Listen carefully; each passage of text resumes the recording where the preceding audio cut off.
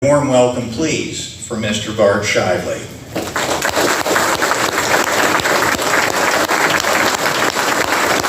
And with introduction,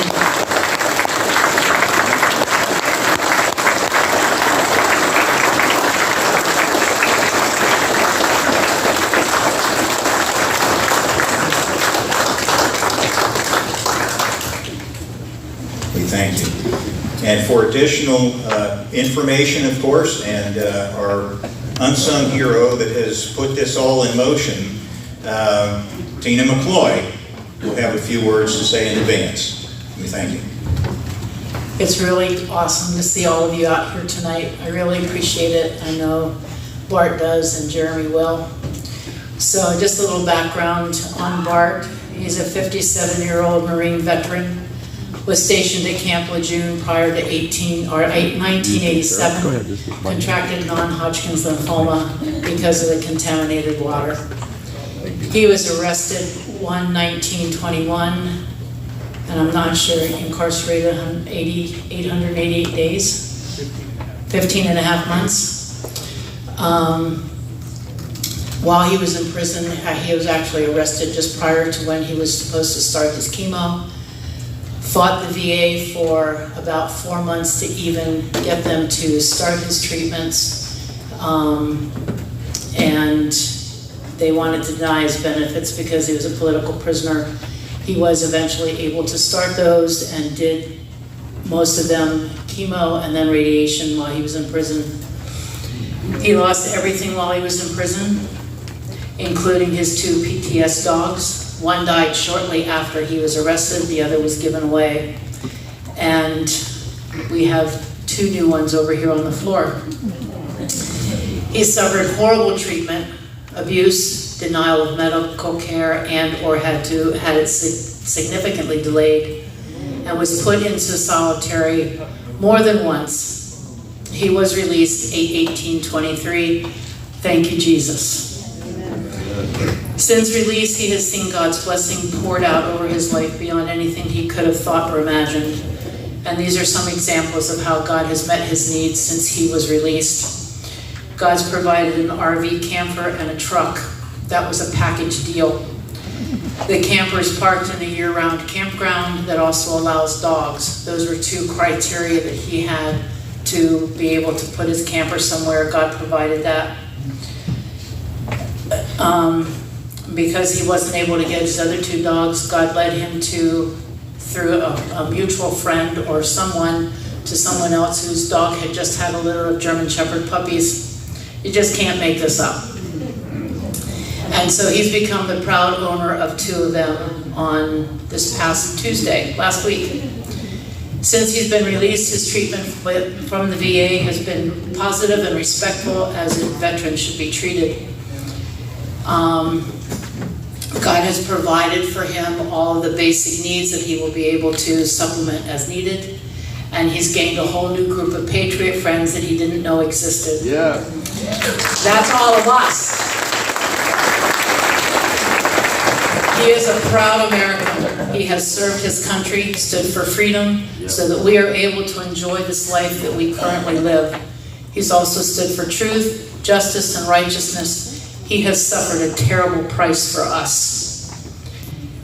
And I will humbly introduce him, Bart Shively.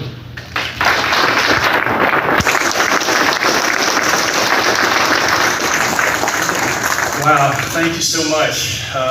Being here is an honor. I just want to thank you all for having me. Our pleasure. If I get a little emotion, please understand. It's been a rough ride for me. I'm a patriot through and through, even though I was incarcerated and treated harshly, inhumanely. I will still die for my country. Amen. I will defend it till the day I can't defend it anymore. Yeah.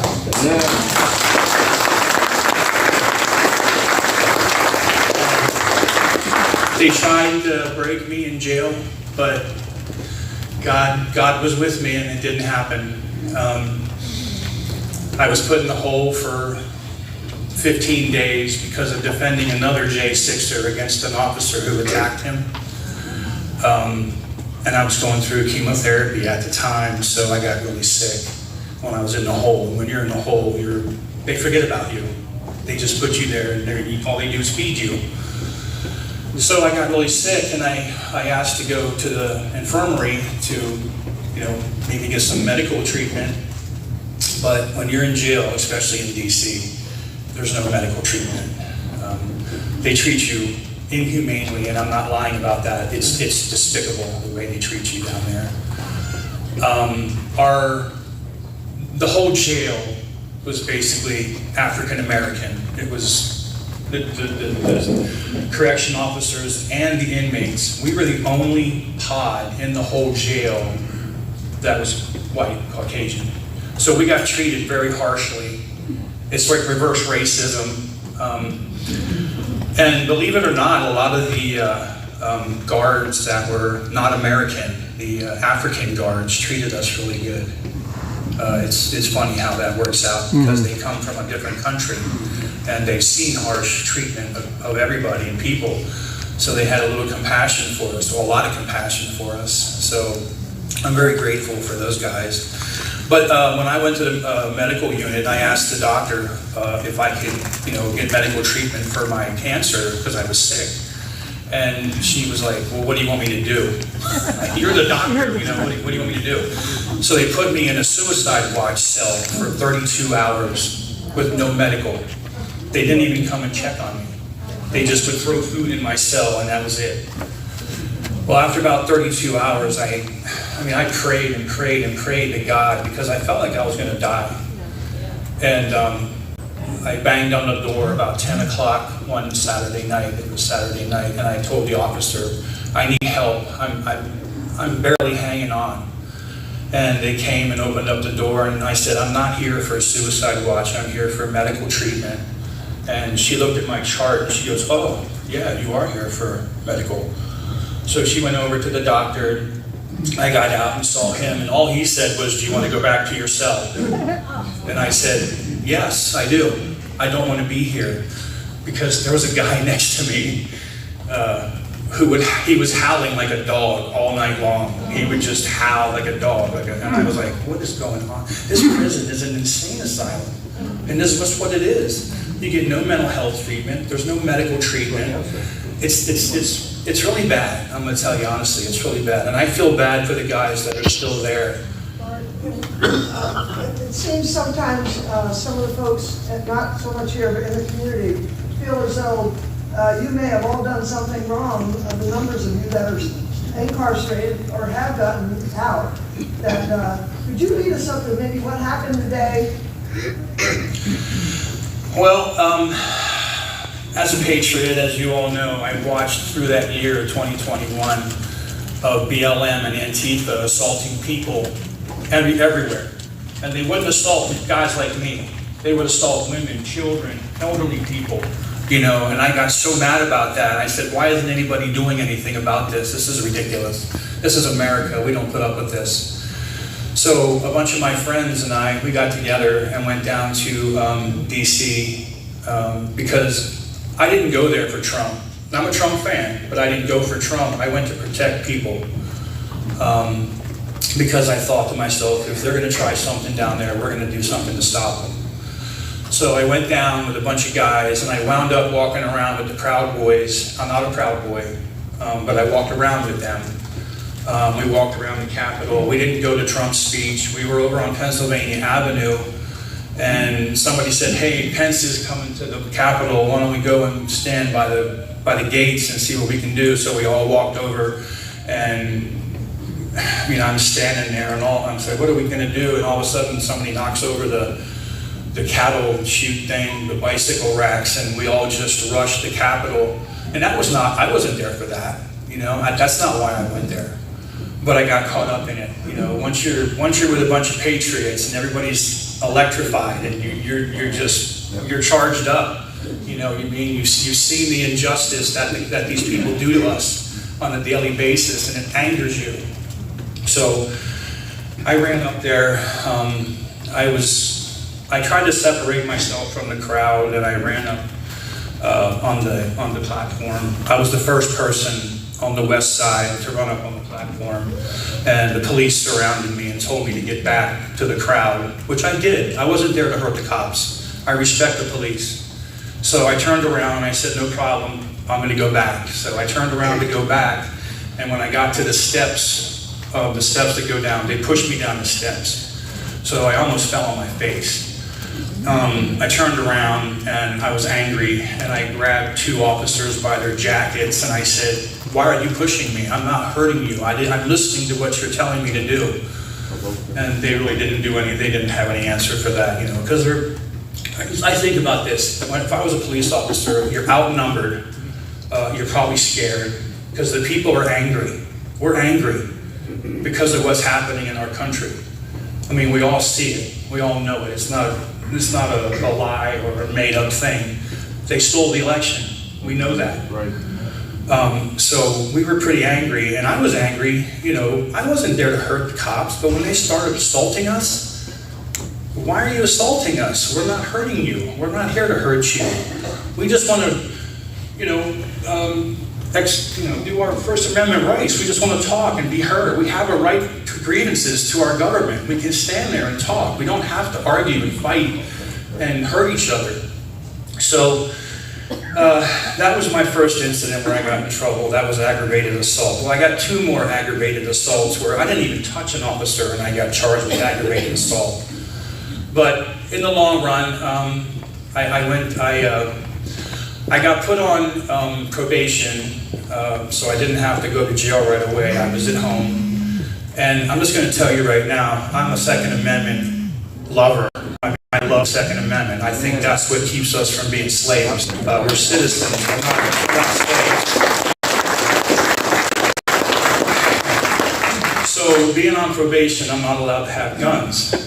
But me being a Second Amendment lover and an American citizen, I had a shotgun in my bedroom for protection, because we all know we've watched crime go up in this country astronomically in the past 2-3 years.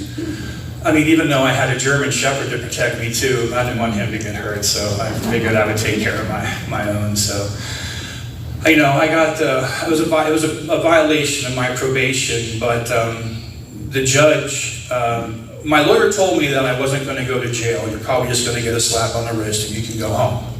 So I was like, okay, that's cool. So I went down there to DC. I had to go to DC for court because of my violation, and we got in there, and the judge that was my judge was a Clinton appointee, and we all called her the hang woman because she would hang out all of us if she could. So she knew I had cancer, and she knew that I was going to get radiation or chemo the next day. I had scheduled through the VA to go get chemotherapy, and she put me in jail, and I never saw my dogs again.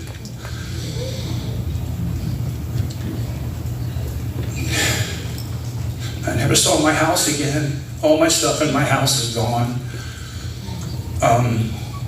So I went to jail, and I was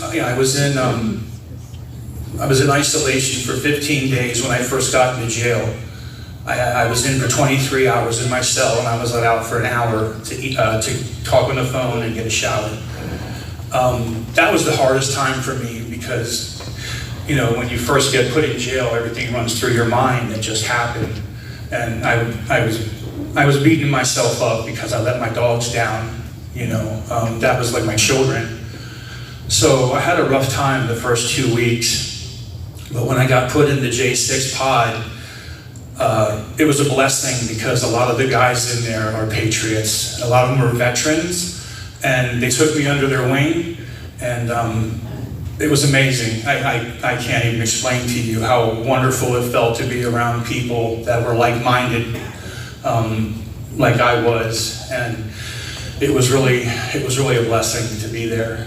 And as I went through my time there, like I said, one of my J6 buddies got assaulted by a rogue officer. She was eventually fired because she was bringing in drugs to the jail.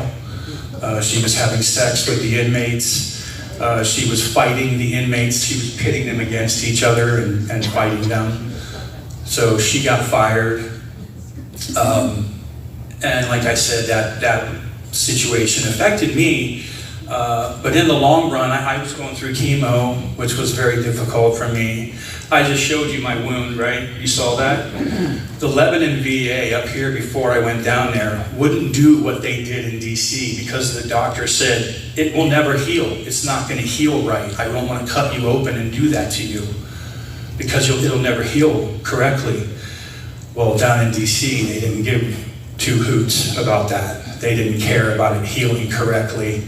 They just cut me open, and when I went back after my surgery, I went back the next day. When I raised my arm up, my stitches came out, and it just started bleeding down the side of my body, and I went to medical, and the only thing medical said was, well, all we can do is put gauze in it to keep it from bleeding. And I was like, oh, okay. So it's really difficult, but I'm going to tell you something.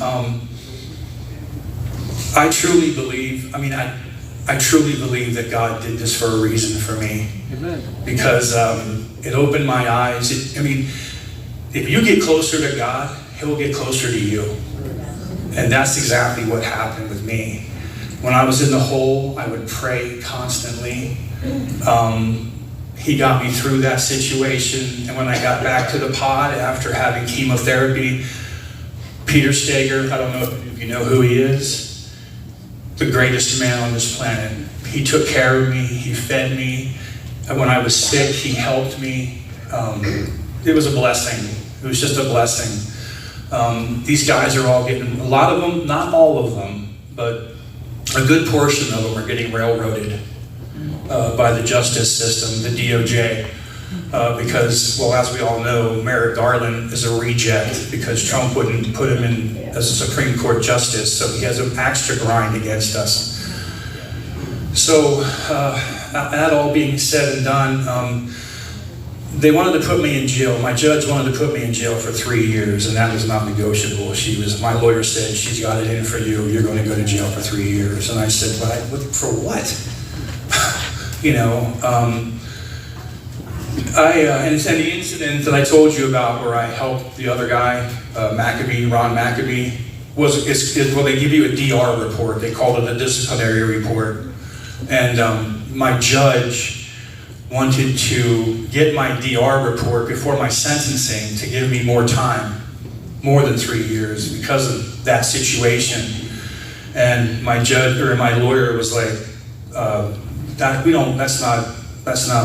we shouldn't do that. Well, she tried to get my DR report from the jail 3 times, and that's illegal. She can't do that. She's supposed to go through the prosecution or the probation, and she didn't do it. She was a biased judge. She hated us. So she went to the jail to get my DR report, and my lawyer said she can't do that. It's against the law. So we called her out on it, and she denied recusing herself 3 times. She wouldn't do it.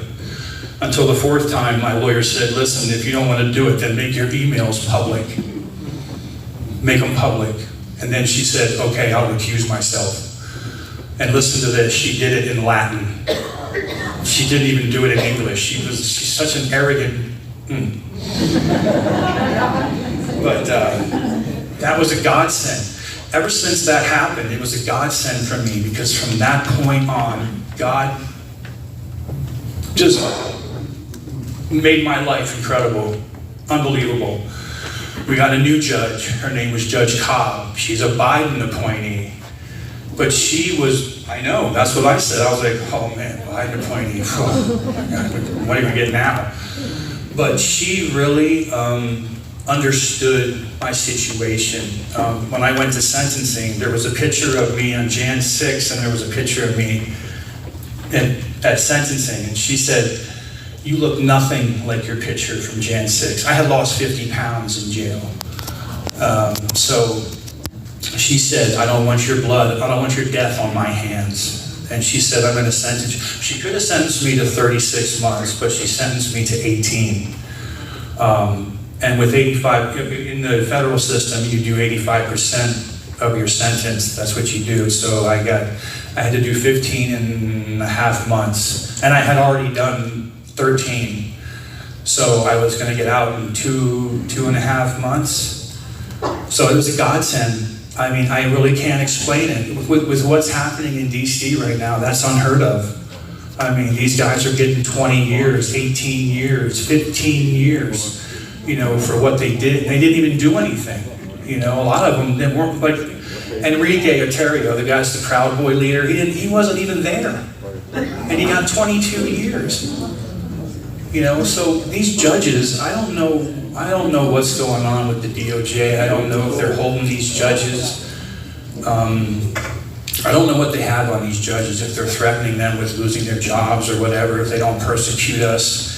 But when my lawyer said, either you take the plea or you go to trial. And I said, well, if I go to trial, I'm gonna lose because everybody's losing.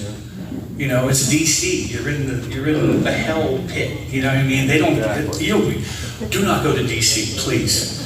It's really bad. It's truly bad. It's a 10-mile, I think it's like 10 miles square. It's just a 10-mile square radius, and there's murders every day. Carjackings, murders, rapes, every day. We watched it on TV every day. What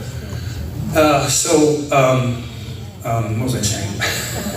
I'll get back to what I was saying. I get so sidetracked. Yeah, so my lawyer said if you take the plea deal, you'll do 36 months. That's what the probation wants you to do. And I said, I started to read, and I had to read the statement of facts, which the probation writes up for you. And I said, I can't sign this because I didn't do that. Some of the stuff in there I didn't do. I mean, they're saying things like, I went there to assault cops. No, I didn't. You know, and if I don't sign it, I have to go to trial. And when I go to trial, I'll lose. And then I'll be charged with all my charges.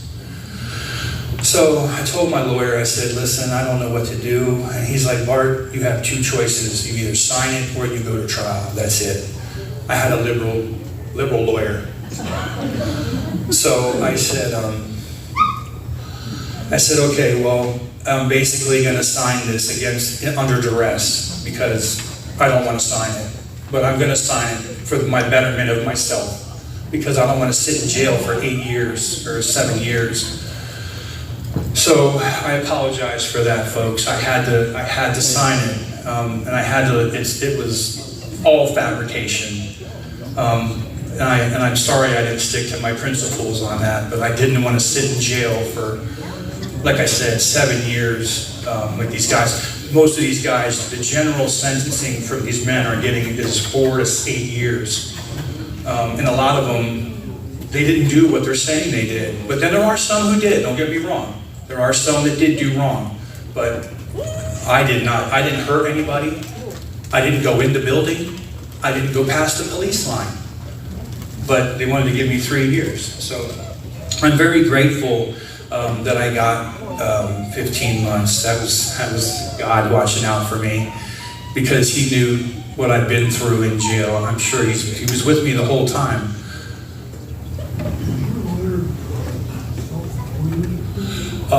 Well, I'll tell you the truth. When I first got arrested, I spent $10,000. Now here, this is gonna make you guys cry. I had to sell like 10 of my rifles to make money, just to get money to pay this lawyer. And I was crying as I was giving them to these people. I was like, oh my God. I picked the lawyer in the beginning. Yeah, I picked the lawyer, and he charged me, in the beginning, I had to pay him $10,000 just to retain him. So I paid him $10,000, and then it was like 4 or 5 months into it, he said, it looks to me like you're going to have to go to trial because things aren't going very well with all these cases. And I said, well, okay, what does that mean? And he goes, well, it's going to cost you over $100,000 if you want to keep me. And I said, I don't have $100,000. And he's like, well, then I can't represent you. So he dropped me. So then I got this this lawyer from Virginia who, he's a Yale graduate, which tells you he's a liberal. He's a good lawyer though, I'm not gonna lie. He really was a good lawyer. He even told me one day when we were sitting and talking in a room, he's like, Bart, you and I don't see eye to eye. We don't have the same belief system. He said, but I'm gonna do my best to represent you. I don't think what happened to you is fair. I mean, he was honest. He was honest to me. He was like, I'm gonna try to get you the best outcome I can get you. So he did. He knew the judge, Judge Cobb. He knew her. He worked with her. So, I mean, everything I'm telling you, you have to put it together. This is all God. God, every step down the line, God did it for me. The judge, the sentence, everything. Because I'm the first one to be out of jail from J6, from that jail. I'm the first person. I'm very proud of that. I'm very glad that God did that for me, because I'll tell you, it was getting very difficult because of the food that we eat it was not for human consumption. It was really bad, truly, truly bad. What's that? Well, we would get, on a daily basis, we would get rice and beans. And that's basically what you would get. Sometimes you would get meat, but it's not meat. It's like a byproduct of meat. Every Friday we would get fish, but it's not fish, it's like fish meal. It's like stuff you feed fish, you know? Like sometimes we would get hamburgers, but they were soy burgers. They weren't hamburgers. And to that fact, the fact that we were eating so much soy in jail, a lot of the men were getting man boobs, because soy affects your body that way. Yeah, so, you know, a lot of us were concerned about that because we had no other, I mean, you get commissary, but commissary is full of carbohydrates and sugar. I mean, that's all it was basically, carbohydrates and sugar, and I'm a diabetic, and that's one thing I shouldn't be eating is carbohydrates and sugar. So I lost 50 pounds in jail. I mean, I was there for 15 months, and when I got out, I was extremely happy because I went to Olive Garden my first day out, and I ate a lot. But I'm trying to watch my diet now because I have a lot of problems because of the chemotherapy and the radiation. It's affected my good organs in my body, like my pancreas. Yeah, it's affected my pancreas, so my blood sugar level is through the roof, and they can't control it. Which affects my cholesterol level, which affects my sodium level, everything's connected. So, you know, this whole thing has been just a nightmare. I was truly healthy before I went in. I was very healthy until I found out I had cancer, which I got from Camp Lejeune, you know, being in the Marine Corps. But as we all see on TV, they're going to pay me for that. We're going to get paid one of these days. Yeah. I mean, money's not everything. We all know that, and it shouldn't be. But the situation that I'm in, they took everything from me, you know. And like I told my one friend, I said, you know what, you can go to Iraq and get killed, or you can come back here and die with the government poisoning you.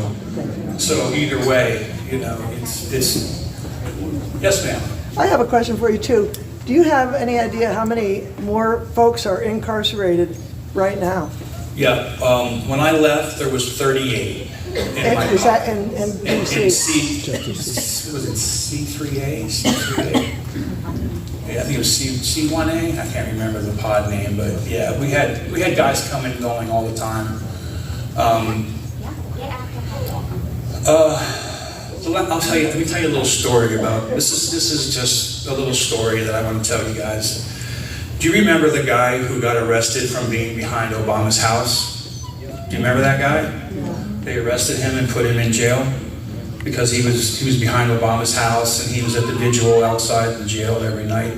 Well, he was playing a video of Ashley Babbitt's murder on a van, and Ashley Babbitt's mom was there every night. Okay, so she had to see this every day of him playing her daughter's murder over and over and over again.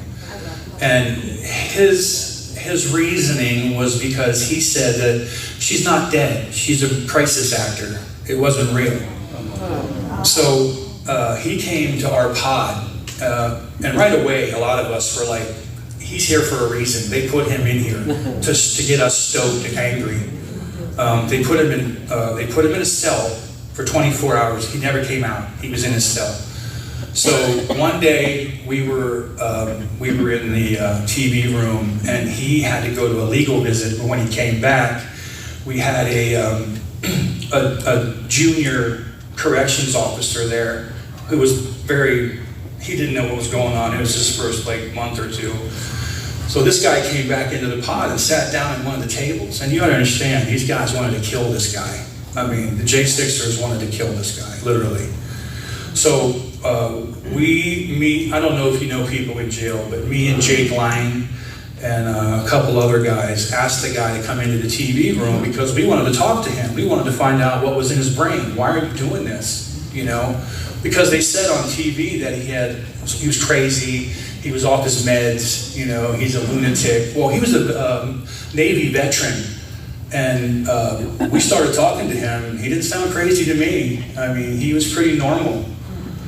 We talked to him for about a half an hour, and while we were talking to him, the guys started to gather outside the room, the ones that hated him and wanted to hurt him. So we were getting a little concerned about it. So they went to another room, and we were about done with him, telling him to go back to his cell because he's in danger. Well, we didn't have time. Those guys came over and just rolled into that room 15 deep. And it was me and another guy in there with him. And we tried to keep everything cool. Because this man no matter what you think about people in this country, we have a right to our opinions. Whether you disagree or not, people have a right to talk and to think the way they want to, whether you agree or not. So that's how I felt about it. If I can listen to your side, you can hear my side. So bad went to worse, and they started hitting him. 15 people on one guy. And I ran out of the room, and I went to the correction officer, and I told him, hey, you got to get in there and stop that, because that's not right. So they did, and 14 of them went to the hole. And obviously in jail, I would be considered a snitch because I went to the correction officer and told him, But I'm going to tell you something right now. God is who guides me, not jail. Okay, these guys talked to me when they came back. They were like, "Oh, you're a snitch. You don't go by the jail code." I said, "Listen, jail code or no code, I go by God's code. You don't run my life. This doesn't define who I am being in jail. I'm going to get out someday, and I have to live with what I've done in here." And I said to them, "Let me ask you a question. 15 guys punching one guy. Do you don't think that accidentally you could kill him? And then you're going to be up for murder charges. Is that what you want? You're in here for trespassing and assault. Do you want to go to jail for murder? So I tried, and a lot of them understood what I said, and they agreed with me. But then there was the hardcore guys that were just, you're a snitch, because they're the ones that have been in jail. They've already served long sentences in jail. So that's their code. You know what I mean? It's never going to be my code. My code's God's code. The right code. You do what's right no matter who's watching you or where you are. So that's what I did, and I don't feel bad about it. Obviously I was targeted.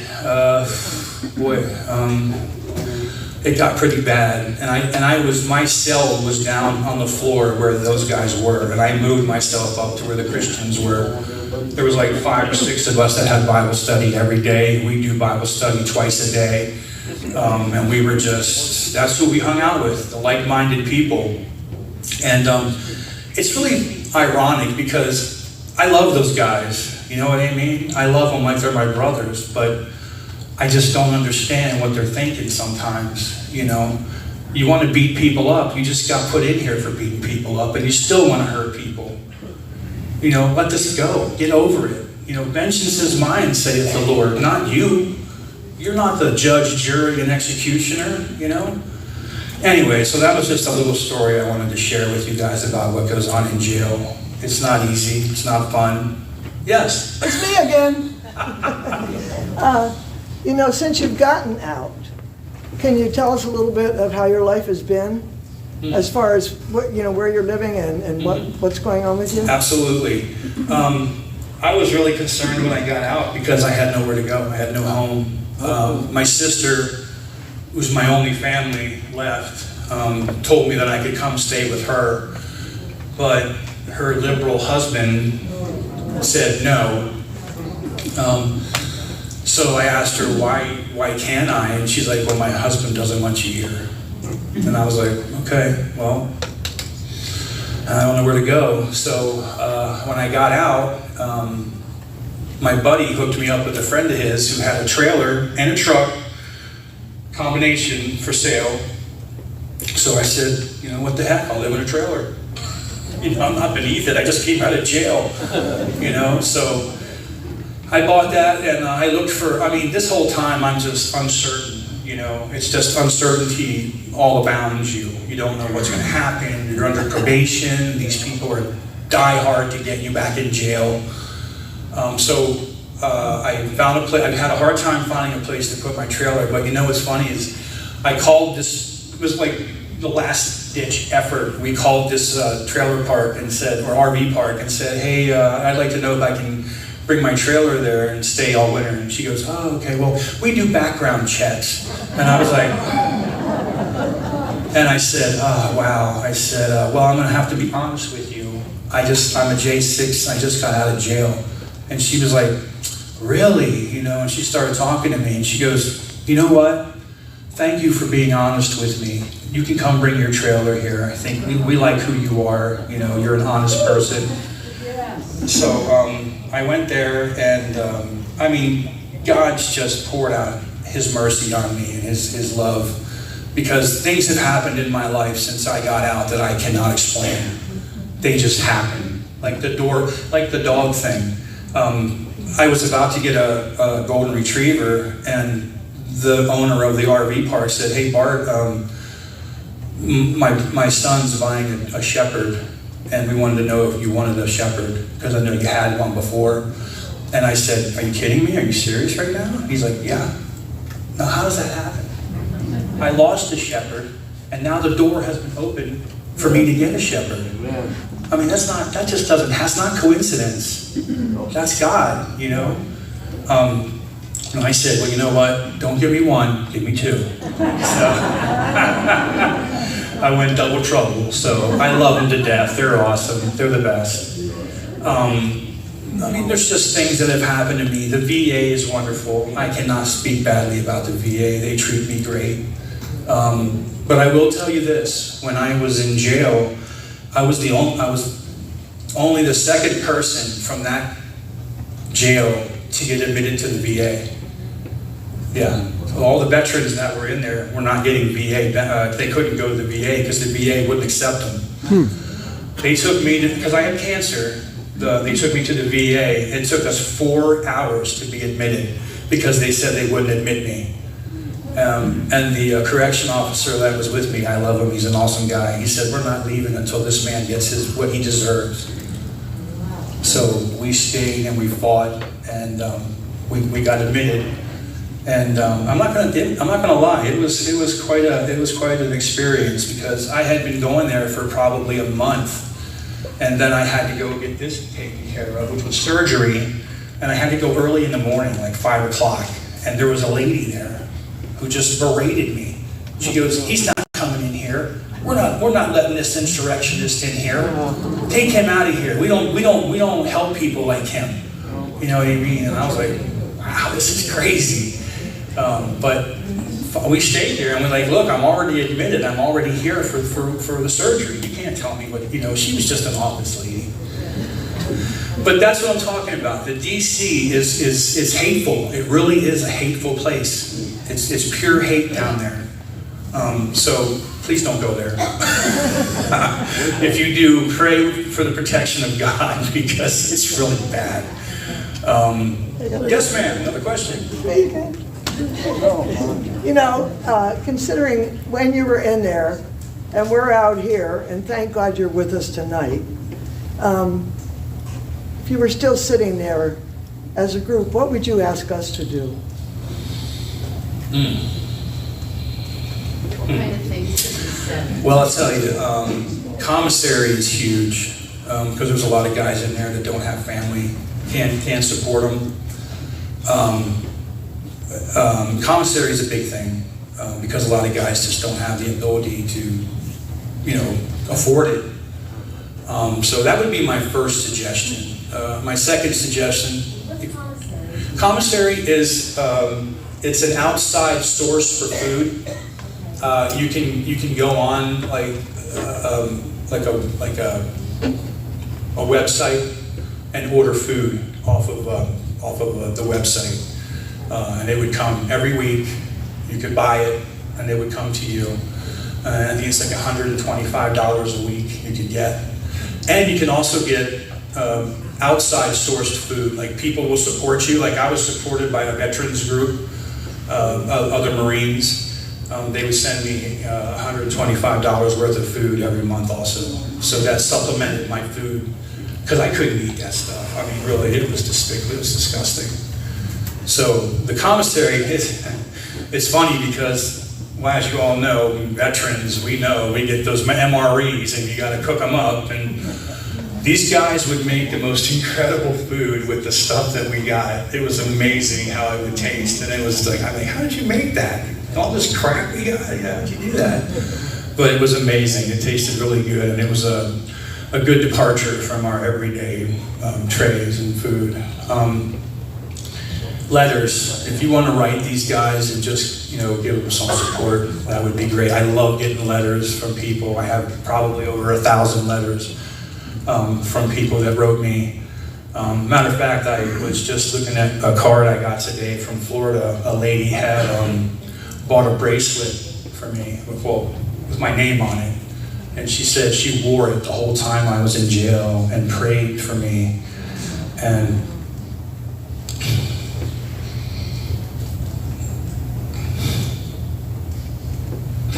she sent it to me because I'm out.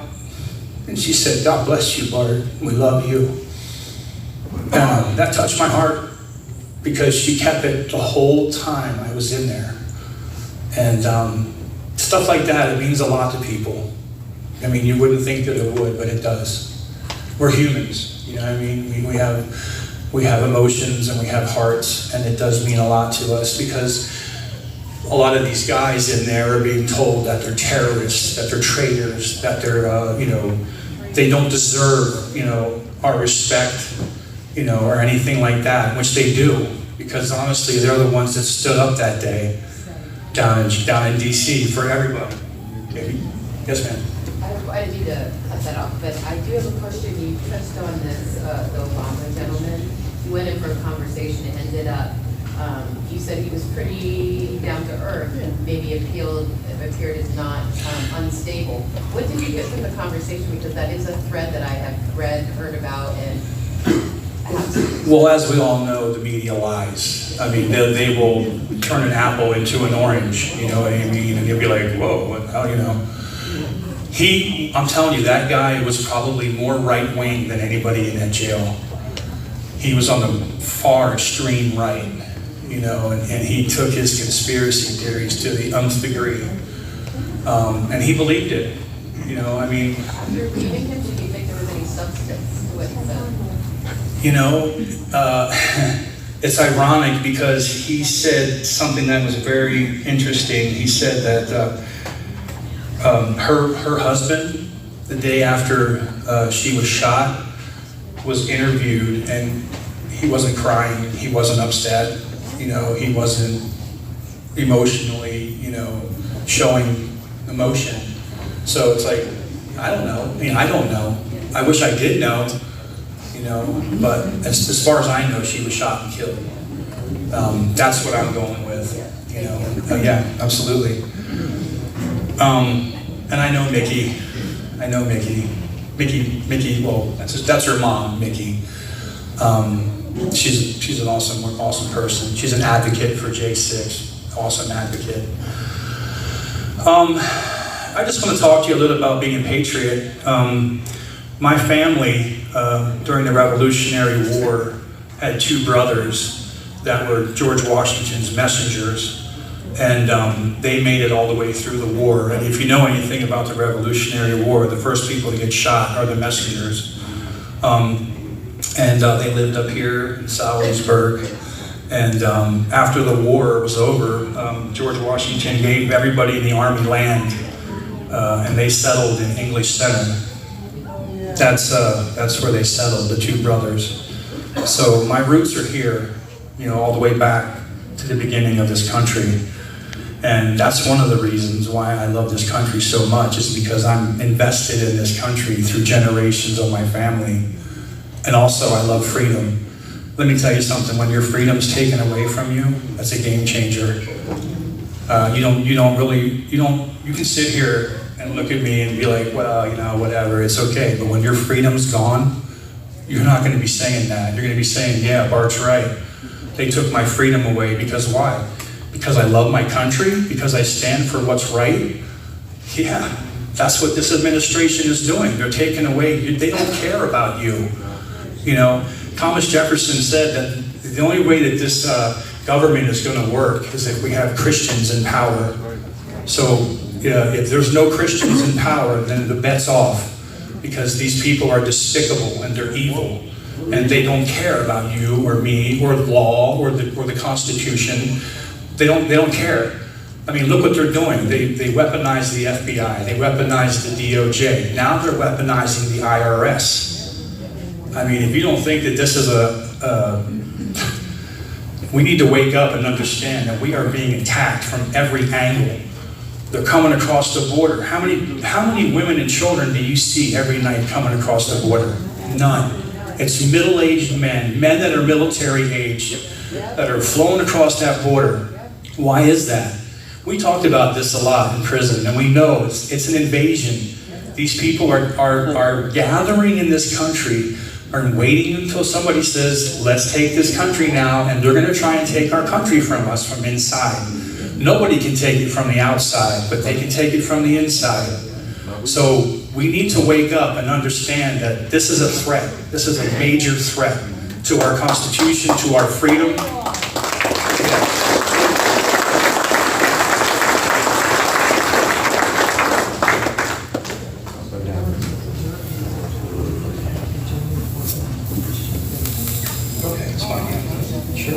Am I battling? No, you've done a great job. It's me. Am I battling? All I wanted to say is we're going to keep him going here for a few minutes. The other gentleman that is incarcerated still will be calling in any moment with Tina. So if I suddenly grab him with the shepherd's hook and like the Gong Show, that's fine. Keep going. So you've done a great job. So I'm 56 years old, and I don't know what's going to happen in the future, but I can tell you this: I don't care what age I am, as long as I have a trigger finger, I'm going to fight for this country.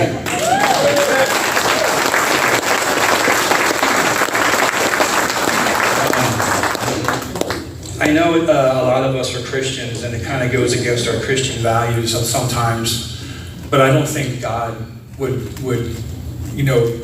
be down on us for fighting for our freedom. I think He would want us to stand up for it, because we are a Christian nation, and if we just sit back and do nothing, evil is going to thrive. So there's going to come a time, I'm sorry to say, I know you probably don't want to hear this, but there's going to come a time when you're going to have to make a choice, whether you want to stand up or you want to stay seated. And I'm telling you, you don't want to stay seated. I've been to China. I was in China for a month and a half on my own, visiting. And I'm telling you, you don't want that here. It's horrible there. People want to walk around scared. You say anything wrong, you do anything wrong, you're either going to get put in jail for a long time, or they're just going to kill you. So, we don't want that here. That's not going to come here, I hope. I hope we have enough people in this country that will actually stand up And that's one of the big reasons when I was in jail, we had a lot of conversations. The vets that were in jail with me, other veterans, we talked about this a lot. We said, where are the American people? You know, we're in jail. Where are they? What are they doing? You know, I know you're all pissed off. I know you have to be pissed off about what's going on. You have to be angry. You know, you have to be saying to yourself, what can we do? I mean, we have to come together as a people, which we all are. You know, we have a common goal, and that's freedom and liberty. You know, and if we, and if we don't stand up for it, it can be taken away from you very easily. Yeah. Hang on just a second, okay? We're all learning about something. We don't. Am I good? We're gonna take the mic away from you temporarily. We're gonna give him a warm seat and a warm, he's not leaving. Okay, I'm going to introduce Jeremy Brown on the phone. So, say hi to Jeremy. Jeremy, you're in a meeting here. We have, I don't know, maybe 150 people here. So I'm just going to introduce you a little bit before you get started. Jeremy's a believer in Jesus Christ whose faith has remained strong and true to his God. He's 49 years old. He's a 20-year retired U.S. Army Special Forces Green Beret combat vet. On the 9th,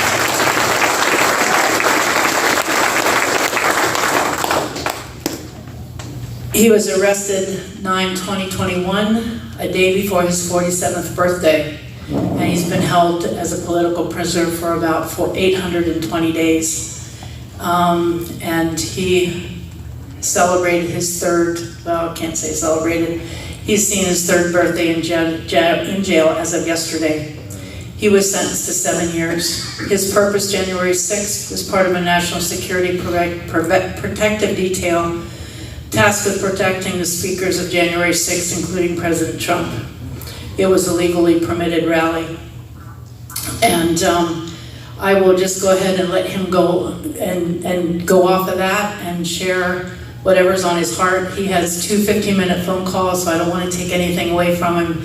But before he starts talking, I want us all to sing him happy birthday. Happy birthday to you. Happy birthday to you. Happy birthday, dear Jeremy. Happy birthday to you.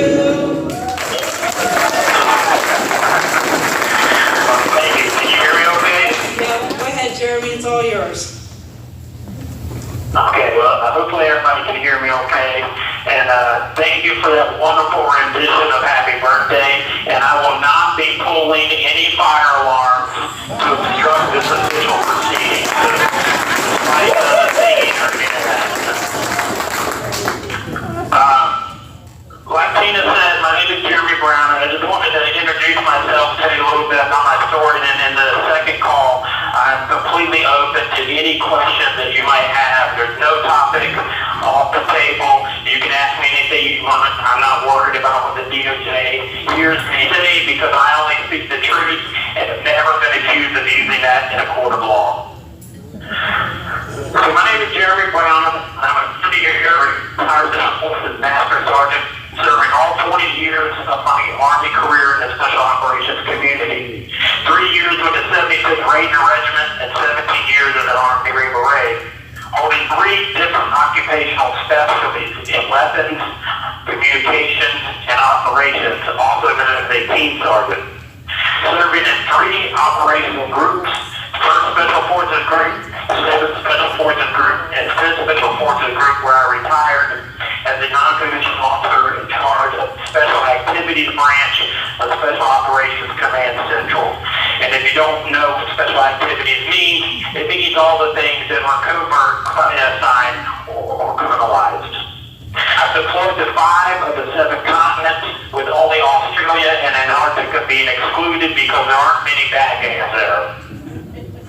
I held a top secret SCI clearance and received numerous awards to include 2 Bronze Stars.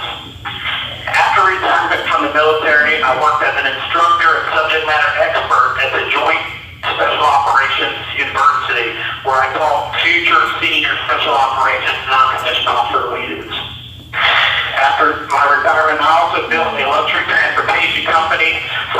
vehicle to as many as 15 vehicles, and in 5 years generated over $1.5 million in revenue. In 2020, I ran a 10-month-long campaign for U.S. Congress against a 7-term incumbent Democrat, and while it was unsuccessful, I learned a lot about the seedy, dark underbelly of politics as a candidate. Over the years, I've also served as a nationally certified firefighter, championship-winning women's basketball coach, and volunteer high school wrestling coach. In 2014, I was named Citizen of the Year by the Clearwater Fraternal Order of Police. And in 2022, I ran for the Florida State House of Representatives as a Republican in the Democrat district that was so Democrat that the Republican Party was too cowardly to even field a candidate. I received 34.5% of the vote, despite running the entire campaign from the Pinellas County Jail. Why was I in jail? Because I am the one January 6th attendee this foreign compromised and corrupted federal government doesn't want you to know about. So they've used the political secret police, the FBI Joint Terrorism Task Force, to frame, arrest, and falsely convict me while using their partners in the controlled corporate media to completely hide my story from you. This is a brief summary of that story. Following the safest and most secure election ever, I reached out to the Florida Oath Keepers to warn them that they were about to be targets of destruction. This meeting can be confirmed by multiple confidential human source reports that I've since recovered as part of my discovery in my case. Meaning, the FBI knew full well exactly the contents of that meeting that I had with the Oath Keepers. And actually, the reports are almost completely accurate. And of course, they had nothing to do with the overthrow of the American government by the Oath Keepers, but everything to do with the overthrow of the American government by foreign actors. Less than 2 weeks after this meeting, 2 Department of Homeland Security agents came looking for me, using a false story about how they were there to question me about social media posts. I since now know that this is a completely false reason because I had the documents also in my discovery. On December 9th of 2020, I met with those 2 agents and I recorded that entire meeting. This meeting was meant to gauge my interest in infiltrating and spying on American citizens that had not only not broken any laws, but had not even been accused of breaking any laws. This meeting took place 10 days prior to the Twitter announcement by President Trump of January 6th. And yet these agents are clearly heard in the recording referencing something happening in January. I attended the events of January 5th and 6th as part of a volunteer security detail with the mission of protecting speakers, organizers, and rally-goers from the anticipated violent counter-protesters that we had gathered intelligence on that were going to be in attendance that day. Oddly enough, the National Terrorism Operations Center on January 5th, the day before January 6th, opened a terrorist threat assessment on me, a guy that they know they had contacted in December with the offer of working for them as an informant. This is all confirmed by FBI documents, again, that I have gained through my discovery in my case. The agents that attempted to recruit me also called me on the morning of January 6th and then texted me with them on the evening of January 7th. On January 13th, that same National Terrorism Operations Center released its findings that found I was no national security threat. And yet on January 15th, the Washington Post ran an article proclaiming and declaring that I, Jeremy Brown, a nobody, know-nothing guy from Tampa, Florida, attended January 6th and was a conspiracy theorist. I believe that this article was the result of a leak from the FBI with the intent of discrediting me of me going public with my recording. As I watched the false narrative of January 6th spread and grow stronger, I finally decided to go public with that recording on March 5th of 2021, as well as provide my professional assessment of what that meeting meant. The FBI continued to ignore me for months until in June of 2021, Revolver.News blew the top off the FBI's operation in the Michigan governor kidnapping plot, and its leaks to the January 5th events, and some of the same exact operational players were involved in both events. This was the moment that the FBI began to build their fake justification to arrest me, because this story re-energized my story, and I began to receive multiple follow-up contacts and people wanting to hear my story about recording the FBI attempting to recruit me. A few days shy of 10 months after January 6th, the FBI's Joint Terrorism Task Force conducted a raid with approximately 15 to 20 heavily armed agents to arrest me for 2 misdemeanors. The arresting officers, or the arresting agents, were the same exact agents that attempted to recruit me in December of 2020. But they also came with an illegal domestic terrorism search warrant that allowed them to search my property for 5.5 hours, where during that search they claimed to have found illegal military explosives in the form of 2 M67 fragmentation grenades and a CD-ROM containing classified materials. Again, it's the same agents that attempted to recruit me almost a year prior that arrested me that day. They whisked me away from my house, and yet to this day, I have never been questioned by any agent as far as my involvement in January 6th, because they know exactly what my involvement was. And so they have no questions for me. And so they basically framed me in order to convict me of illegal possession of explosives and classified materials in order to lock me away in prison and keep me as far away from the January 6th story as possible. But unfortunately for them, I still have 2 misdemeanor charges, of which I am already time served for, that I will take to trial, and I will testify on the record to the American people exactly what I just told you with the more details. So this is all, and we're about to get the very rude lady that interrupts all of my phone calls with the 1-minute warning. I will call back, and then I will be open to any and all questions that you may have of me in the next 15 minutes. So, Tina, would you like me to call back now? Yes, go ahead. All right, I'll give you just 2 minutes. Okay. The caller has hung up. Okay, well, we're waiting for Jeremy to call back. A couple other things that I had pulled off of his bio. With all of the discovery that he has collected, he believes that his rights have been violated under the Bill of Rights in Articles 1, 2, 4, 5, 6, and 8. And he did mention that he ran for Florida Congress in 2022 from his prison cell. And in the district that he lived in, he got 47% of the vote. So we can't wait till he gets out.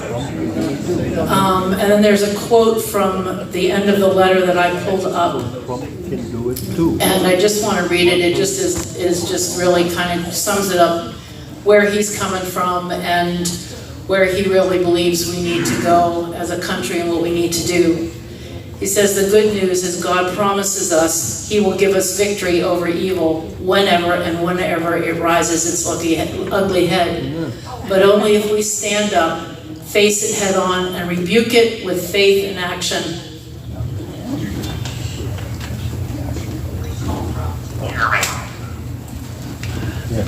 An incarcerated individual at Citrus County, Florida.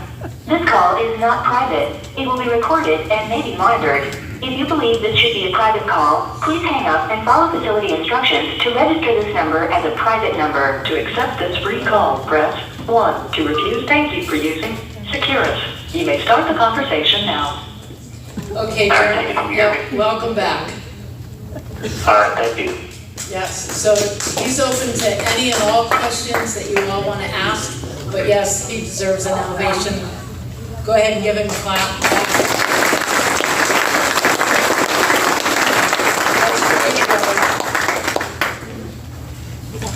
Okay, do we have any questions? We might have to put it on the mic. I just have one. Go ahead, Sharon. He's the Army special officer and everything. I just wondered if he knew or worked with General Michael Flynn. The question was, did Jeremy... Jeremy, at any Okay. time while you were in the service, yeah, did she's you repeating it. work with General Flynn? General Flynn was the Director of National Intelligence, by proxy, ultimately I would have at some point worked, but never directly underneath General Flynn. I retired in November of 2012, which I think he was still working within the intelligence community at that time. So I've never had any direct interaction with General Flynn now. Do we have any other questions? If not, he can go ahead. Go ahead, Mike. I want to know, has Governor DeSantis done anything to try to get him out?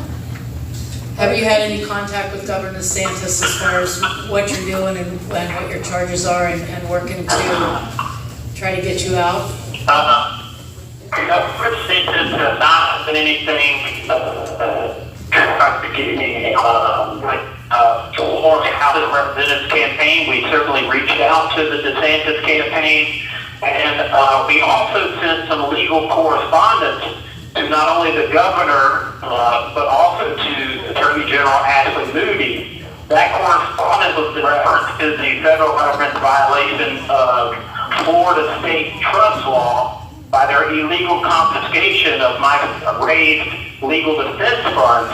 So we reached out to the Attorney General and the governor, asking them to intervene on behalf of the state, as this federal judge has clearly violated the Fifth Amendment. And that correspondence, which was confidential between an attorney and his client and the people that the attorney was reaching out to, which was the governor and Attorney General, that correspondence was received by the Attorney General Ashley Moody and is promptly turned over to the FBI. So that's where that went. Jeremy, I have a question. Could you explain why, as a January 6th involved person, you were actually convicted and sentenced under Florida state law and not under federal law?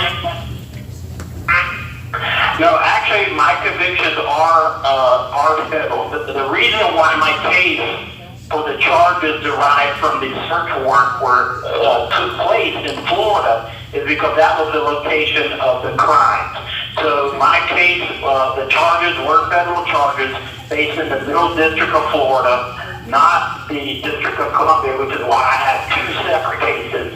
The two misdemeanors that were originally the arrest warrant was based on are out of the District of Columbia, but all of the stuff that they found during the search warrant, because it was found in Florida, those charges resulted in that case being tried in the Middle District of Florida, which actually worked out to the benefit of the government because it has allowed them to hold an entirely separate case and convict me to over 7 years in prison and claim that it has nothing to do with January 6th, when we all know that it has to do with January 6th because in their sentencing, which is separate from your trial, the trial, they claim that the case in Florida had nothing to do with January 6th, but during sentencing, they made it all about January 6th. And so the moral of the story is that your federal government is made up of a bunch of liars. Yeah, we figured that out. Yes. Okay, here's another question, Jeremy. Was he actually in possession of those fragmentation grenades and the papers, or were they planted? Or go ahead, did you hear that? Yes, I did. So the grenades, I believe, were 100% planted.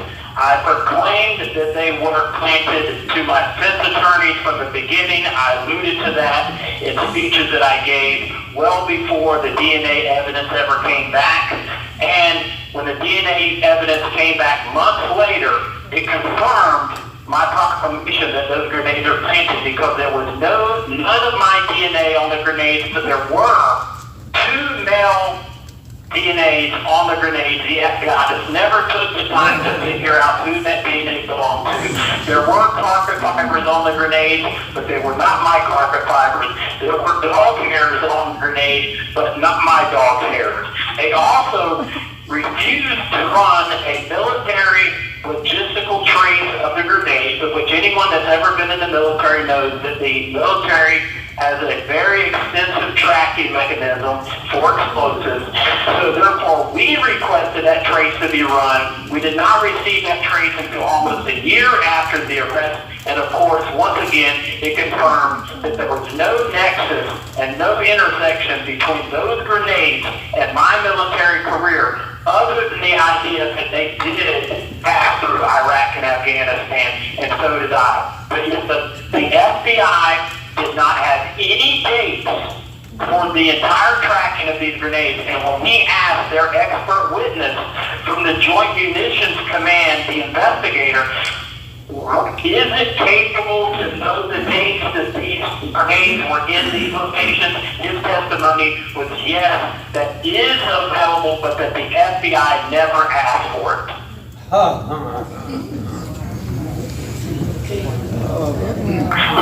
That would be kind of pivotal to proving that a person stole grenades. Also, that trace report also indicated that the military never at any time during the over 50-year lifespan of those grenades, because they were manufactured in January of 1969, never reported any elements of that 35,000 count lot number as missing or lost, that they were all accounted for. And at the time that trace report was run, those grenades existed in only 2 locations on the planet Earth. One was in Kuwait, and the other was in a special projects office at Bluegrass Army Depot in Kentucky. And I will tell you that anything that has the designation as special projects usually refers to a black side operation. Okay, anybody else? Wondering how good or bad he was treated in jail. Black market stuff. Question, Jeremy, how has your treatment been since you've been incarcerated? My treatment for the most part has been what you would expect if you were in jail. I mean, the staff have been professional. There have been some incidences, but it's not anything driven by the staff or any intentional abuse. Nothing like the likes of what has been seen by those that have been held in the PC jail, which, from what I understand, is just a cesspool of criminal activity, not only on behalf of the guards and staff, but also the inmates up there. So, I mean, but the reality is that it is jail. 19 months or 16 months of my time, they intentionally held me in maximum security, even though I should have been held at a much lower level. And it wasn't until we got involved politically with the sheriff of Pinellas County that I was finally moved to the much lower security area of the jail. And now I'm in Citrus County, and the facilities here are they're adequate, but I wouldn't recommend them to anybody. Nice place to visit, but you wouldn't want to stay there, I guess, huh? That's right. The Citrus County Resort to Best of Democracy. Yeah. Now, I know you're in contact with your girlfriend. Are you allowed face-to-face visits, or when did that start after you were incarcerated? And how frequently are you guys able to see each other? Well, here in Citrus County, we have, well, they're not face-to-face, I mean, you're behind glass. They will refer to as no contact visits. But she comes every Monday, speak to her twice a day on the phone at least. Yeah, I mean, you know, we do the best that we can to deal with the situation. You know, and just continue to hope that there is some little grain of justice that's still in existence. And my appeals attorney is very confident that he has some very strong grounds for our appeal, which should be submitted here within the next month. And hopefully we'll have a resolution on the appeals process for the Tampa case by April or May, because the wheels of justice turn very slowly. How much time were you given credit for before you had your sentencing? How much time had you already served? Well, up to sentencing, let's see, approximately 18 to 19 months I had served by the time I was sentenced in April. So I'm right at 2 years. Saturday was the 2-year anniversary, and I've been held ever since. So you got credit for that time served?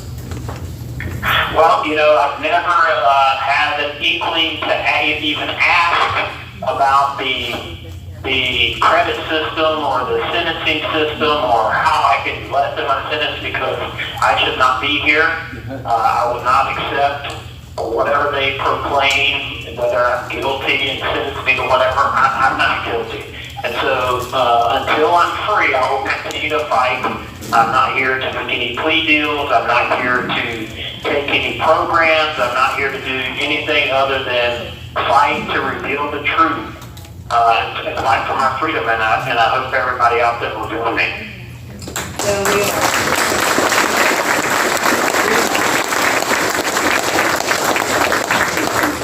When you start to look at things in terms of how do I lessen the negative effects, how do I shorten my sentence, how do I downgrade my charges, that's when you become susceptible to what they want you to do, which is they want you to just bend the knee, kiss the ring, bow down, and just profess your guilt before the Almighty state, that your desire to express liberty and freedom and your desire to call out the powers that be, well, that is a crime. And you must profess that you are guilty of it. See, that's what they want. So if you don't allow yourself to be in the mindset that I want this to end, I need my time to be shorter, I will gladly take lesser charges, well, then you'll never be susceptible to that trick, because that's what it is. It's a bait and switch. They want to give you back a small piece of your life and a small piece of your freedom, simply in exchange for you denouncing what you believe in, what you stand for, and what this country was built on. And I refuse to do that.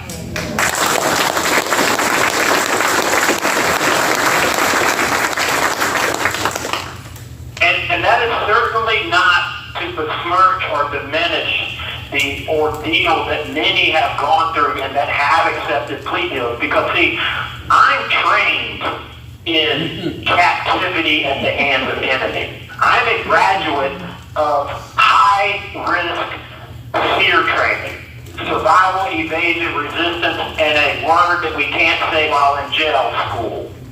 I'm a professional inmate or convict. I've been trained to survive all of these tricks, all of these tactics that they use. You have one. The average January 6th defendant has not been prepared for these things. They do not realize that they weren't victims of a judicial system, but that they were prisoners of a war against American sovereignty. And so I do not hold the fact that people have accepted these plea deals or have denounced the very things that they stood up for on January 6th. I don't hold that against them at all, because I understand what they've been up against.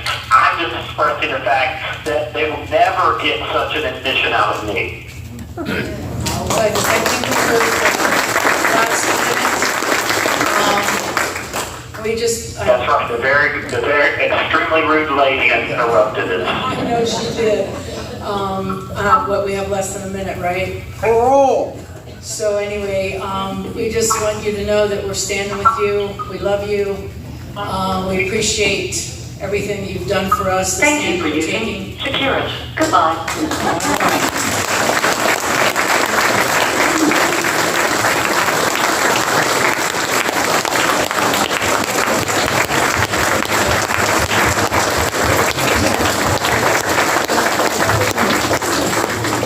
Very well spoken, gentlemen, both this evening. And it really tells you what's at risk. Because to paraphrase what was said by Joe Don Baker in the original Walk and Talk, you let them get away with this, you give them permission to do the same damn thing to you. And that's basically what you're looking at. You're looking at the future if we don't stop it. And it's been said in many ways tonight, Mr. Shively, certainly just now, Mr. Brown. And again, to fill in a little bit here, I'd like to bring up, if I may, our legal counsel, Mr. Greg Stack, to fill us in on some of the legals of what we've heard this evening. Greg Stack, big hand. So really what I probably would say is a couple things. I can't disclose everybody that I've talked to because of attorney-client privilege, but I can tell you that I spoke to somebody else who was involved in the J6 process, who has also presented a statement of facts where they were asked to say that they said something on the Capitol steps they never said to avoid jail. They did that. They are now being sued civilly, along with the Trump cadre of people, right? It's not only civil lawsuits. So everything they do is designed for a purpose. So what they do is try to, like he just said to you, they try to get you to say that you did something you didn't do. They then take it to CNN, ABC, CBS, NBC, and said, see, this is what they're doing. But they're using the criminal system to get you to do that. And what Bart said is generally correct about the criminal system. If you don't take the deal, they're going to go for a bigger sentence. And so you typically only go to trial if you think you're going to be found not guilty. Unfortunately, the trial system comes down to a jury of 12 jurors, basically, and where they're at in D.C., from what we understand, everybody that lives there, right, and 10 square miles is part of, I'm going to call it the matrix, right, because I use that terminology all the time. They're part of the leftist mentality.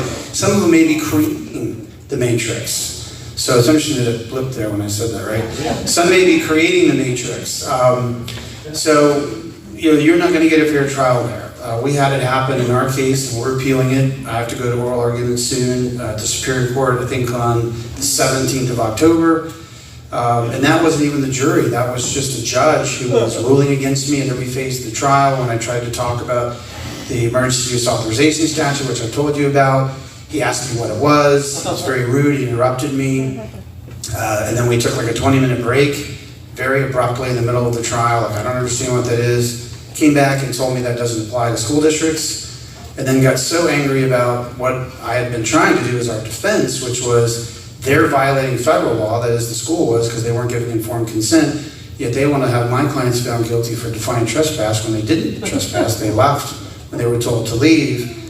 He then got up at the end and read a jury instruction he previously ruled against to the jury, which was the exact opposite of what I said in my opening statement, which is a school district isn't allowed to mask people up. So that's a prime example. You guys have heard me tell that story, but to Bart's credit, that's what happens. I mean, sometimes justice doesn't happen, and you get to appeal, and I think we'll win that appeal. It'll get remanded back, and then we'll have to deal with it again. Maybe at that point, there'll be I think there's going to be a different district attorney, and we'll be further along in whatever this war is. But I hope tonight, I'm willing to answer any questions you guys have. I'll try as best I can. I can't comment on what they're being charged with because I don't understand these sort of terrorist laws. I'm not an expert in those. But I hope that you all have recognized a couple of things tonight, and I'm so grateful for these people here. And I want to say my own thank you for your service to our country, to all these men.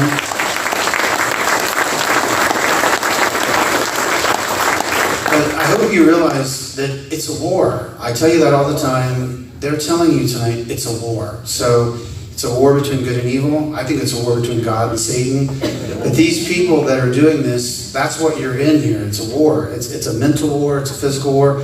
I think that what Jeremy just said was exactly right. They're trying to whittle you down, and then they take that information they glean from you, which isn't even real. It's a lie that they got you to say, and they spin it to everybody else and make it look like you're the bad person. So there are those of us here who know there was an insurrection on January 6th, but it's not these people, right? And frankly, in my opinion, that insurrection is still going on as we sit here tonight. And hopefully we'll get some justice on that eventually too. So, does anybody have any questions about what they've talked about? I'll try this again. I can't comment on the laws, but I can comment on the way that they do the system, so to speak, with the plea deals and everything else. So, I mean, if you don't, that's fine. I just wanted to make those comments. See, I had a personal experience. I can't say a lot about it, but I know that person said now they're using it against me. And I only took it because I didn't want to go to jail for 18 months, 3 years. Whereas a lot of people are doing it. That's what they're doing. They put a piece of paper in front of you, say sign it. Now that's not unheard of. Like in the criminal system, sometimes we have people plead to a lesser crime, but we only do that because they did something typically above that, and we're trying to get them a better deal. So it's a little different. This is like a completely false statement of facts. That's what I was told. The other person I talked to, they make you sign it because they want your signature on it so they can use it against you. And then they take that information and just tell it social media and everywhere else and tell you. So if there's no questions, then that's just kind of want to add confirm what these guys are saying, basically. Yep, yeah, one, two, three, go ahead. Just basically have a statement of gratitude.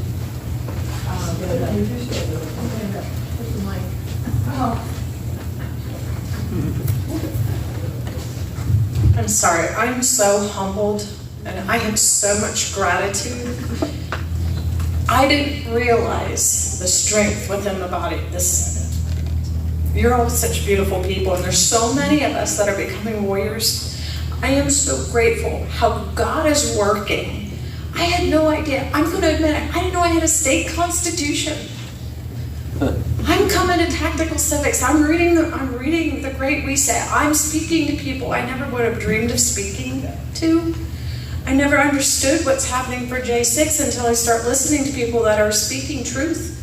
And we're finally learning about who we are as a nation. And I'm meeting the most brave people. And Tina, I'm going to say, I am so grateful for someone who said I can never speak in front of anyone. I am not worthy, I'm not in this place, but look what God is doing through you as one person, and He's working in all of us. And Greg, I value every meeting because I learned something. I learned something from your leadership, and it's not easy. And I think sometimes we get so weary, so don't get weary. Amen. We have to stand up for truth. Amen. Even if your family doesn't support it. But God's doing something beautiful, and you're each doing something. So being here tonight, if this is your first time, it's a start. So let God keep working. Amen.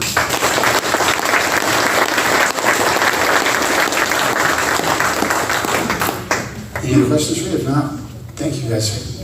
This nice lady here asked me if she could stick some money in a hat for Brad. I have to tell you something, and you folks, you're saying that you don't want it, okay, the puppy food. Yeah, I will tell you this, he will not ask for this, but I will tell you this. I don't know if he has slept during the winter in a camper. And he has a nice camper, thank God, that it's a beautiful camper. But we need to get skirting on that camper, so I'm going to pass this out. If anybody wants to put money in it, go ahead. I'll pass it right on down. Just pass it down. Whether you want it or not, grab it. Lord, we love you. Here you go. Just pass it. I appreciate everybody. That's why I pass it out. You're not getting it yet. I'm telling you, he's embarrassed. I will tell you this. And he did not know we were going to do this. So, come on up here one more time.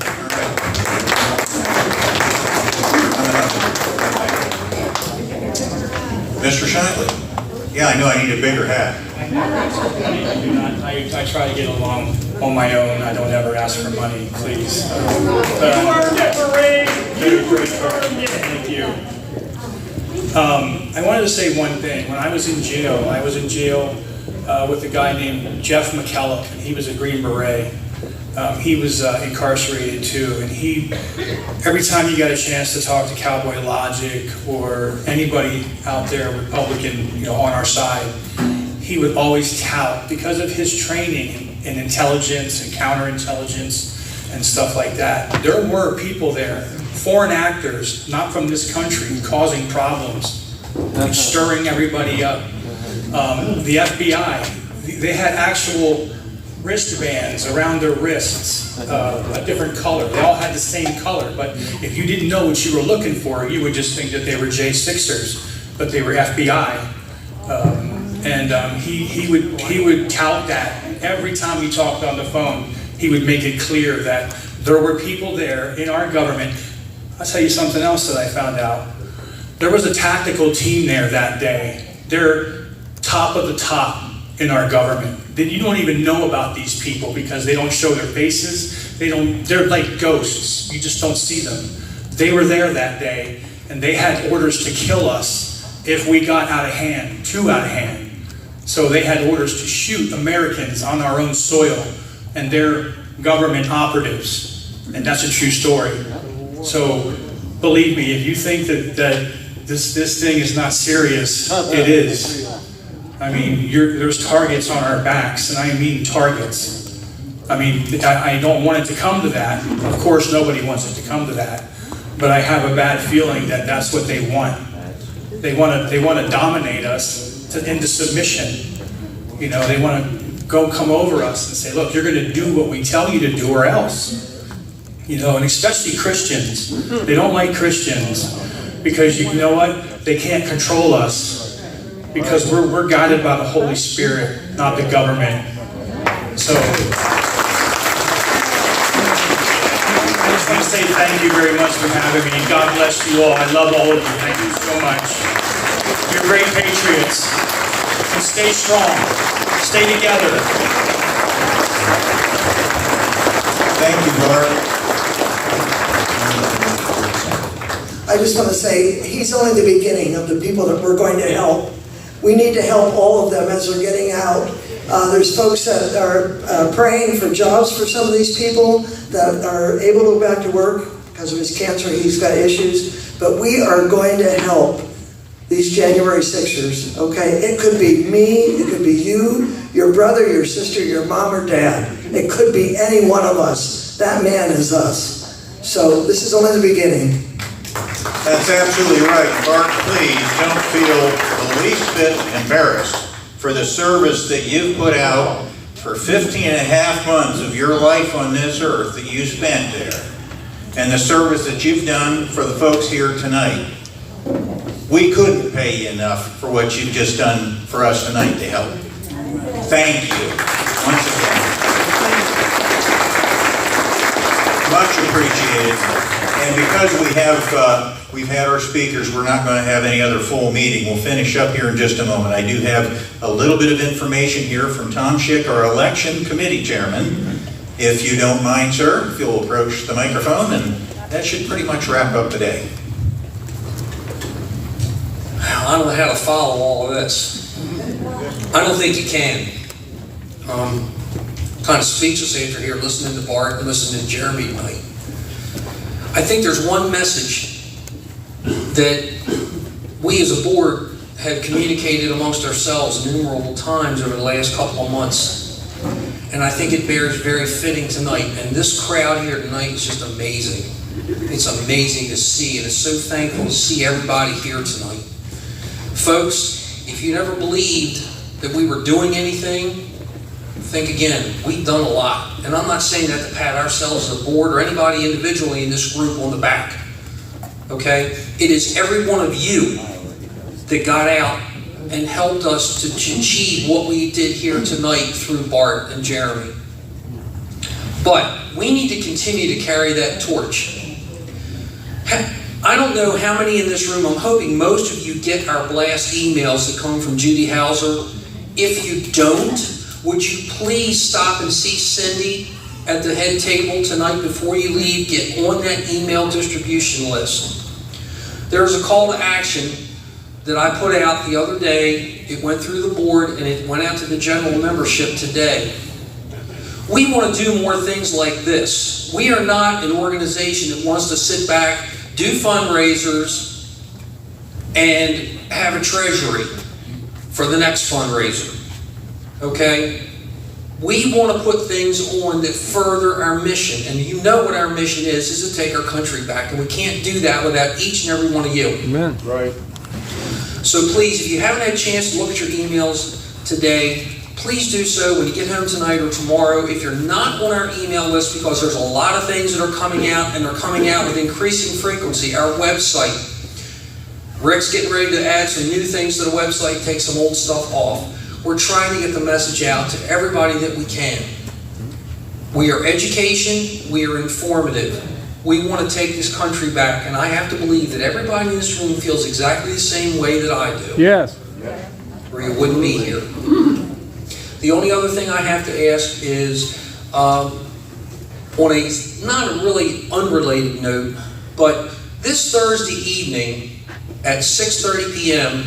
at Executive Plaza on the 3rd floor of the Commissioner's Conference Room, the Lycoming County Department of Planning is holding the first in a series of public comment meetings. And so I've been told, there was an article in the Penn Live or North Central PA, I forget which website, the other day. They're doing the, as required by statute, the reevaluation and updating of the subdivision, land development, and planning ordinances for Lycoming County. Now, not every jurisdiction, every municipality in this county is affected by that. Those that are in the zoning partnership with Lycoming County, who administer those ordinances, are affected by that. The reason I bring it up, there has been much debate, there has been much rumor, there have been discussions, officially and unofficially. We all know about the latest federal government debacle where they want to look at carbon capture. They want to look at other parts of this Green New Deal. They want to look at solar and wind farms as the means all to end all. Now, I'm not up here to tell you that this is going to be discussed at Thursday night's venue. But I think it would behoove you, if you care about your county, if you care about where you live, you care about things such as protection of prime farmland at a time when we desperately need prime farmland. If you don't attend this one, keep an eye on the paper and on the websites for updates, upcoming public comment sessions. We need to be in attendance. We need to watch. We need to make sure. Because things like eminent domain, which nobody wants to hear, but has been used in other parts of the country in an attempt for land grab by the government. That can't happen here.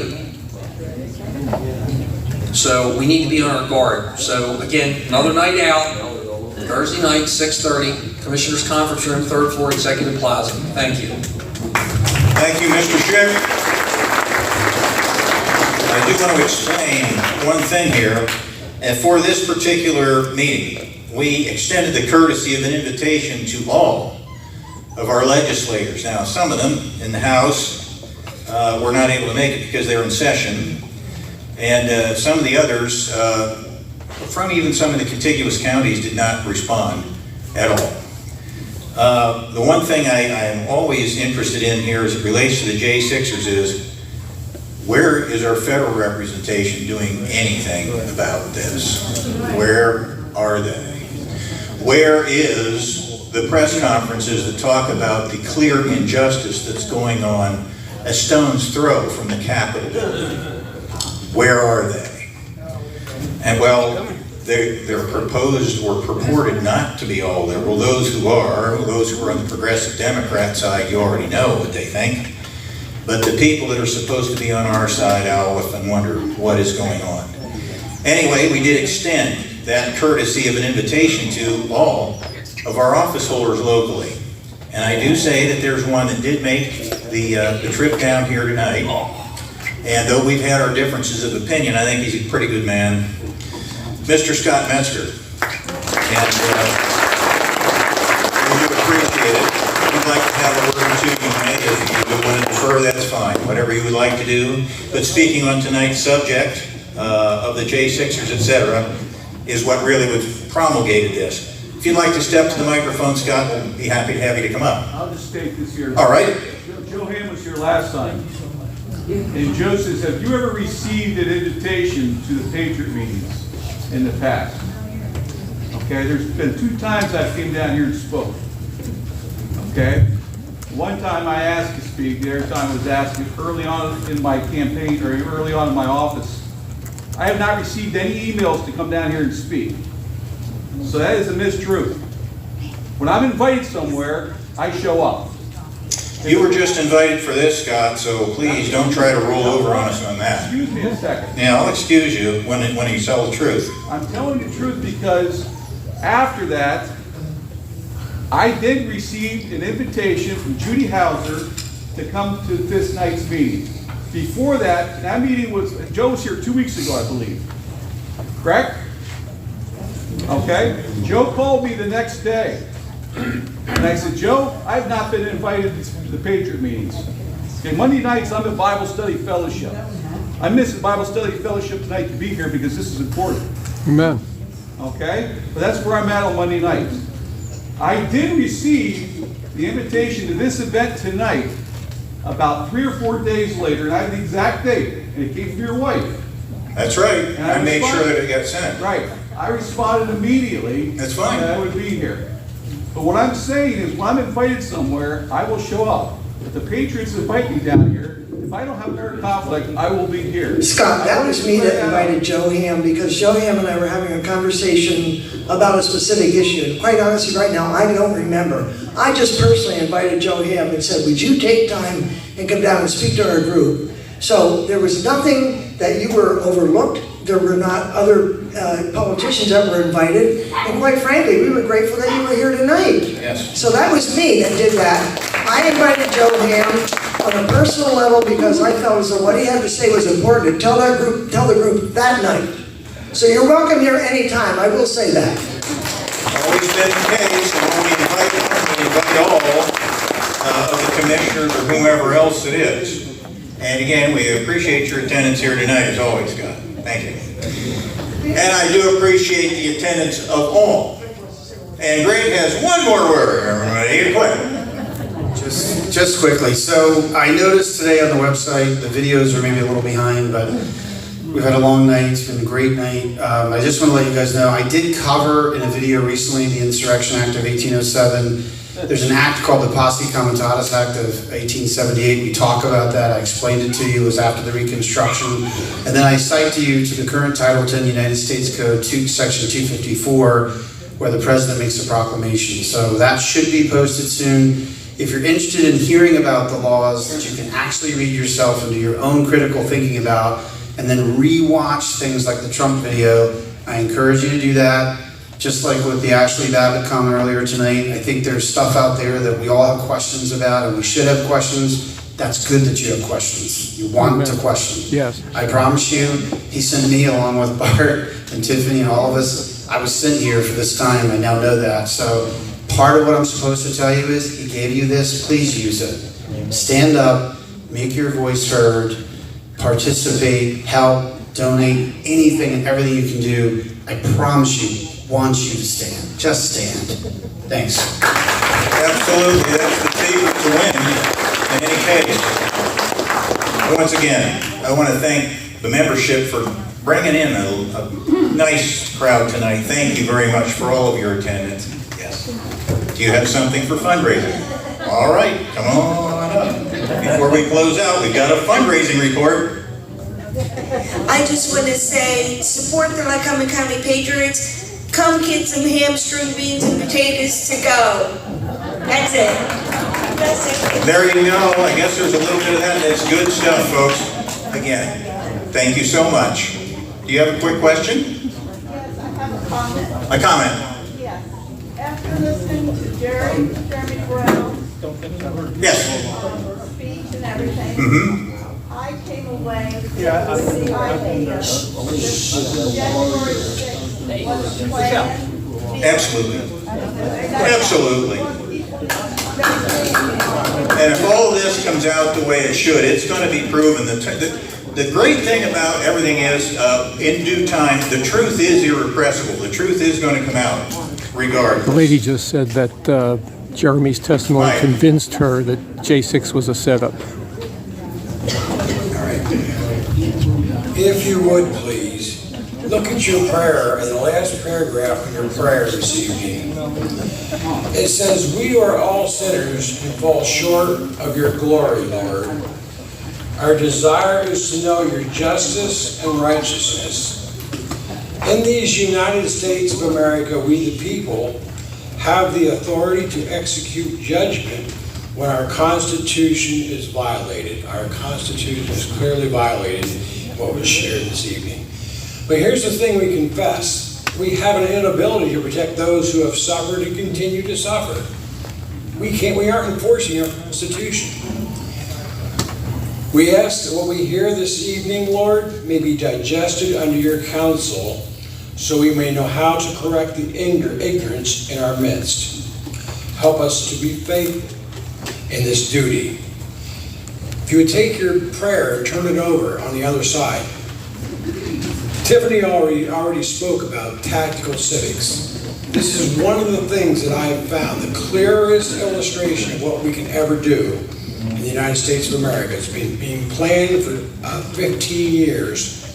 The men that have organized this under a trust fund. Go to tacticalcivics.com, look at the 11-minute video, then come here Thursday night at 6:30 for a follow-up meeting, and you will not be disappointed. It will open your eyes. Thank you. Very good. It's Thursday night, 6:30. That is on the website, by the way, with the video. Yes.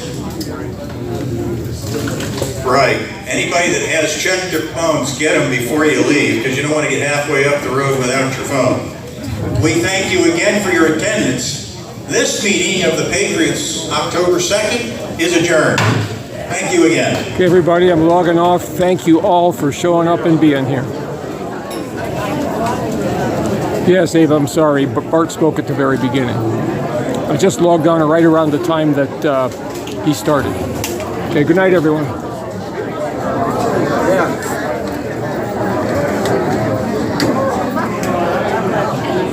How you doing, Mr. Mitchell? Good. How Good to see you. Yeah. How you doing? Good. You still at college? Okay.